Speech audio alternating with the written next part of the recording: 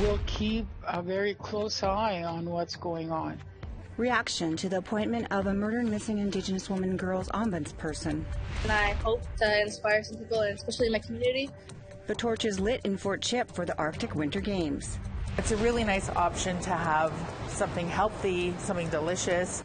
An Indigenous restaurant in Vancouver Airport hopes to draw frequent diners.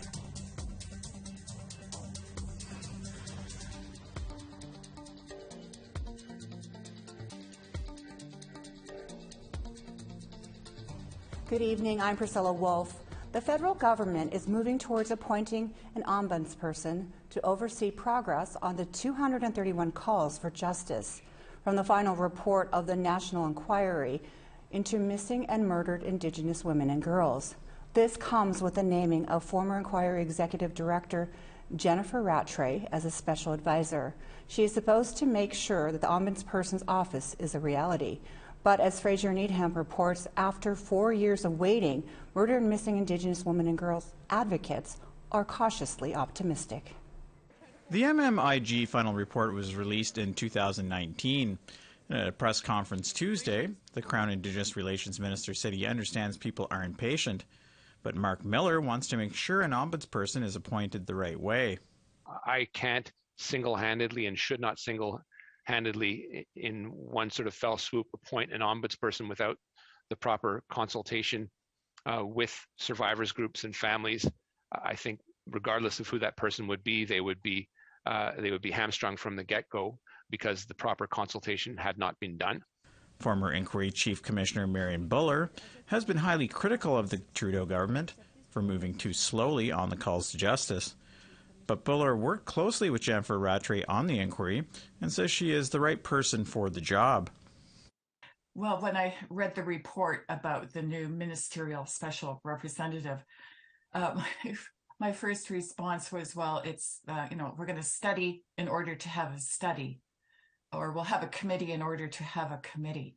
But when I saw it was Jennifer Rattray, I was very relieved because she's going to get the job done. She's a fabulous administrator, forward-looking. She'll get the work done. The Native Women's Association of Canada has been critical of the government too, but President Carol McBride views Rattray's appointment as a fresh start. We're hopefully be on track now, and I'm looking forward to this person being named. And yes, and I think things will progress a lot better, and we'll have someone to oversee the progress. So I'm really, really looking forward to this. Buller says aside from appointing an ombudsperson, it will be important this person has the necessary powers to hold the government to account. The ombudsperson and the tribunal both have to have very specific and independent powers. For example, the ombudsperson and the tribunal will have to have the ability to compel the production of documents and compel the production of witnesses. In other words, the ability to issue subpoenas, for example, and put people under oath. And McBride says her organization will be paying close attention to what happens next. We'll keep a very close eye on what's going on. And if I find that things are not progressing the way that they should, definitely they will hear from NWAC. Fraser Needham, APTN National News, Ottawa. New ground was broken on an affordable housing unit in downtown Winnipeg. The 7-story building will be owned and operated by Pascoat Cree Nation. 40% of the apartments will be discounted to around $700 a month. That's more than $400 below the Winnipeg average. Sydney Valentine says the location right next to the University of Winnipeg could help with post-secondary students coming to the city from reserve. The lower rent would ease the financial stress of Opaskwarak students along with their other Indigenous students. It will allow them to focus on their schoolwork and their career paths and reach their aspirations. This in turn will allow these same students to make successful contributions, not just to our First Nation communities, but to the entire country and all over Turtle Island. A new report indicates Canada needs a New Year's resolution for food insecurity. Food rescue charity Second Harvest says nonprofit food programs expect the number of people they serve to grow by 60% this year. That comes after a whooping 134% surge in demand last year. A survey of not-for-profit groups found that 70% say they need more food and funding to meet demand. We want to hear what you think. Here's how to continue the conversation. Send your emails to APTN to news@aptn.ca. Leave a comment on aptnnews.ca. You can also find us on Facebook, Twitter, Instagram, YouTube, and TikTok. Follow APTN News to join the conversation and see our latest stories. The Federation of Sovereign Indigenous Nations is requesting help to find a missing 32-year-old man. Dwight Whitehead has been missing since the early morning of New Year's Eve. Whitehead was last seen near the Comfort Inn Hotel on 2nd Avenue West in Prince Albert, Saskatchewan. Dwight was wearing a black sweater, blue jeans, and a hat. He did not have his cell phone with him or a winter coat. FSIN is helping his family with the search. Dwight is described as 5'8", 180 pounds, with short dark hair and brown eyes. If you have any information on Dwight Whitehead's location, you are encouraged to contact the Prince Albert Police Service. We'll be right back. It's time for a break.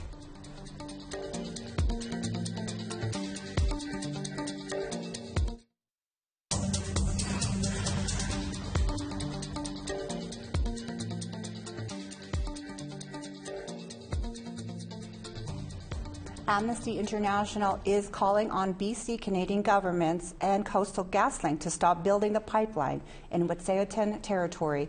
They have human rights concerns with the construction of the natural gas pipeline. In a press release, Amnesty International raised concerns over the treatment of land defenders by the RCMP and Coastal GasLink's private security the last 4 years. They called for the removal of the RCMP and security from Wet'suwet'en territory due to their interference with the Wet'suwet'en people's rights over the lands. They also want an immediate stop to building the natural gas pipeline until all parties discuss it with the Wet'suwet'en hereditary chiefs. Amnesty International recently raised concerns over human rights over the construction of the Coastal GasLink pipeline. Mary Capron is a lawyer and a researcher, and she is familiar with the human rights implications that are occurring. Mary, thank you so much for joining us. Can you give us an update on what has been happening in Wet'suwet'en territory and the human rights concerns? Yeah, thank you, Priscilla. So on January 7th, 2023, that marked the 4th anniversary since the first large-scale police raid on Wet'suwet'en territory. And as you know, Wet'suwet'en land defenders are frequently surveilled, they're harassed by the RCMP on their territory while they defend their land against the pipeline that's being built by Coastal GasLink, and it's a pipeline that the hereditary chiefs have never consented to. And most recently, 19 land defenders were charged with criminal contempt for violating an injunction order that was issued against them with regards to the pipeline. And in December, 5 land defenders pled guilty, not because they believe what they did was wrong, but because of the conditions that were placed on them, meaning that they're not able to go to their territory they wanted to end the criminal process against them. And the other land defenders will be facing trial later this fall. Okay, so Amnesty International is calling for the federal and BC government and pipeline builders to stop the pipeline and speak with hereditary chiefs like yourself. Can you tell us why? Yes, and so the Wet'suwet'en hereditary chiefs have never consented to the pipeline, and this is something that they've been fighting for over 10 years.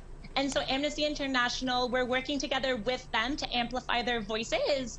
because it's really the chiefs and the Wet'suwet'en Nation who are the ones who are calling for the stop the construction of the pipeline. And Amnesty is working together with them because it's a violation of their free, prior and informed consent to decide what happens on their territories. And also it's something that has climate implications, environmental implications, and also greatly affects sort of the livelihood and the culture of the Wet'suwet'en. Okay. Also, raising concerns over the RCMP and private security in the Wet'suwet'en territory. Yes, exactly. Now, you work on human rights in North America. What is your view on Canada's approach to upholding the rights of Indigenous peoples? So in the case of the Wet'suwet'en and more broadly with Indigenous peoples in Canada, Canada has signed on to the United Nations Declaration on the Rights of Indigenous People. And in fact, the provincial government of BC and the federal government have both passed this into domestic legislation. And so that declaration provides or sort of reaffirms the right of Indigenous peoples to make decisions about their territory, to make decisions about their culture. But as we can see with this situation and this situation facing the Wet'suwet'en, that both the federal and provincial governments are not respecting the rights of the hereditary chiefs to decide what's happening on their territory. And I would say that the federal and provincial government are also sort of going against the spirit of reconciliation and really working together with the hereditary chiefs and the Wet'suwet'en to discuss and to see sort of what should be happening with regards to the pipeline. Well, thank you so much for joining us, Mary. Thank you so much. Time for another break. We will return shortly.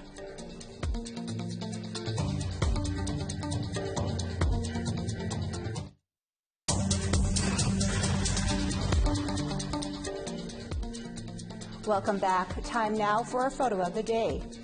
Here's a look, or a cool shot, shared by our regular contributor, Greg Scriver. The golden orange sunset over the Ottawa River shining through a piece of ice. Thank you for sharing. Now, if you want to be featured as our photo of the day, email your photos to share@aptn.ca. Now let's take a look at tomorrow's weather forecast. Time for the weather. We'll start on the east, where it is -4 in Charlottetown and -3 in Halifax. It is -7 in Happy Valley Goose Bay, -5 in Cartwright, -6 in Quebec City, and 0 in Montreal, -1 in North Bay, and -1 in Ottawa. It is -9 in Big Trout Lake and -2 in Thunder Bay, -11 in Thompson, and -7 in Norway House. In Winnipeg, it is -7 and -6 in Brandon. In Saskatchewan, it's -5 in Saskatoon and -5 in Regina as well. It's -7 in Buffalo Narrows and -8 in Meadow Lake. -8 in High Level and -7 in Fort McMurray. +4 in Calgary and -1 in Red Deer. +4 in Kamloops and 9 in Victoria. It is 6 in Prince Rupert and -1 in Prince George.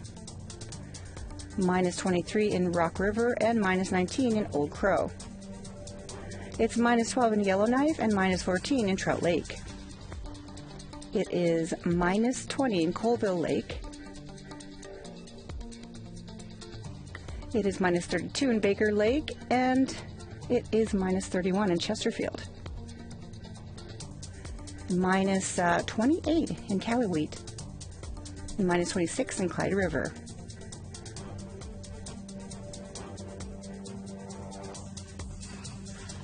The Arctic Winter Games began on January 29th in Fort McMurray. On January 29th, they will be starting on January 29th in Fort McMurray, Alberta, and today began the first day of the torch relay.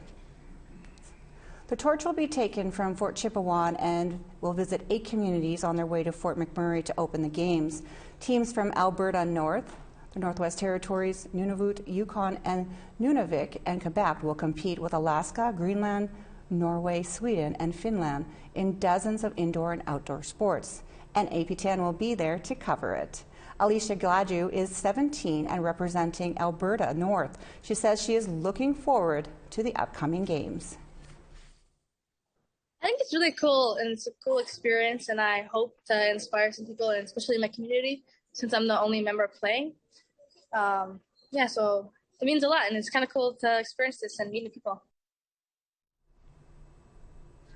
The only Indigenous restaurant in International Airport in North America has just opened. As APTN's Tina House explains, it's an opportunity to educate international travelers about traditional food and culture. Thank you so much. We're so excited to be here today at the Vancouver International Airport as we talk to the one and only Inez Cook. Inez, you just opened up Salmon and Bannock on the fly. How does it feel to have the only Indigenous restaurant in an international airport? It's insane. I can't even believe it's finally happening. It's been a long time coming. We've been working on it for about 1.5 years, and it's just fabulous getting those doors open. I've been seeing the social media posts. People are raving about your food, raving about the fact that you're the only one in North America so far that's done this. Tell us a bit about you and how did this journey start for you? I opened up Salmon and Bannock Bistro on Broadway during the 2010 Olympics, and so I'm making jokes now saying that I have a teenager coming up and a newborn. And actually yesterday one of our customers actually thought that I actually had a baby. And this is your baby. Well, let's go check it out. Inez, I know it's taken you a long time in coming to get to this point, but can you tell me about the traditional protocol that you followed to get to this point?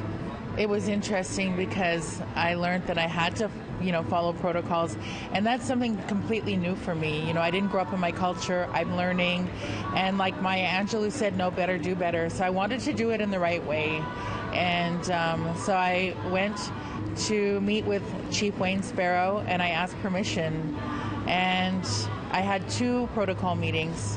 One was with Chief Wayne Sparrow, and one was with somebody from my community, Charles Nelson, who's a knowledge keeper. And it was so special, and it was really amazing because after I asked permission with Chief Wayne Sparrow, he said to me, Inez, you did better than people that know better.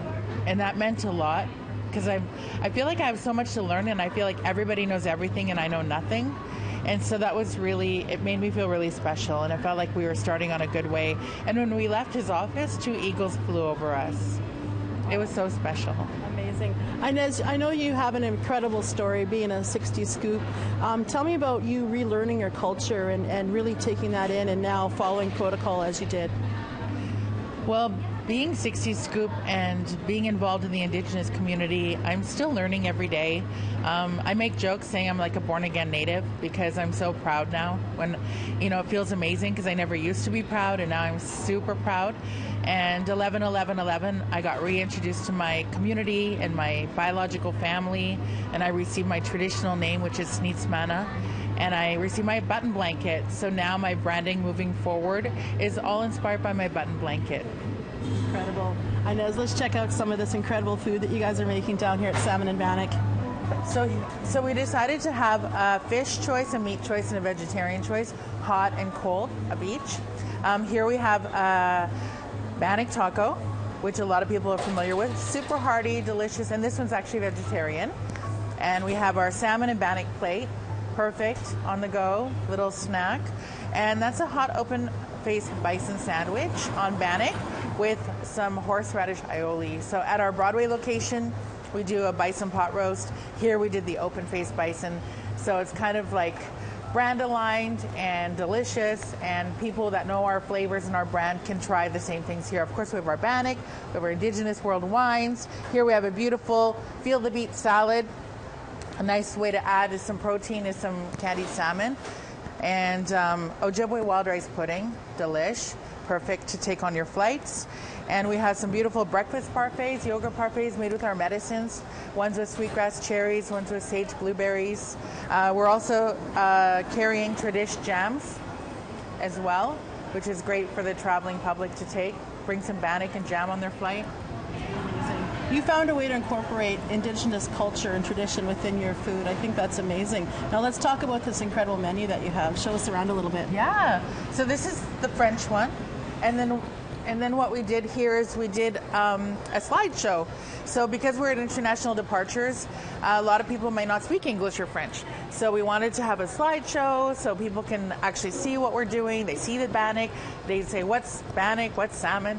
And it's super appetizing when you see all these gorgeous pictures. And, you know, it's a really nice option to have something healthy, something delicious, and something that's, you know, going to make you feel full for your flight.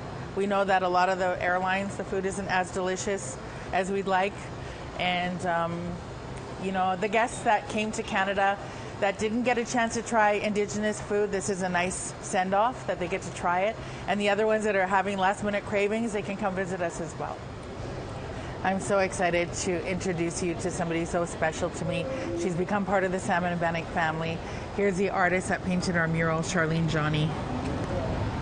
Hi, Charlene. How are you? Nice to see you. Nice to see you too. Can you tell us about this beautiful mural behind you? Yeah, I painted it for Inez. She approached me to paint a mural here at the airport, and she wanted the design to be based on the Salmon and Bannock brand. So we came up with a woman with her hands in the air, which symbolizes gratitude. It symbolizes welcoming. I like to call them the Heichka hands. And we wanted to use the button blanket imagery with the salmon and the cedar hat. So we painted that imagery.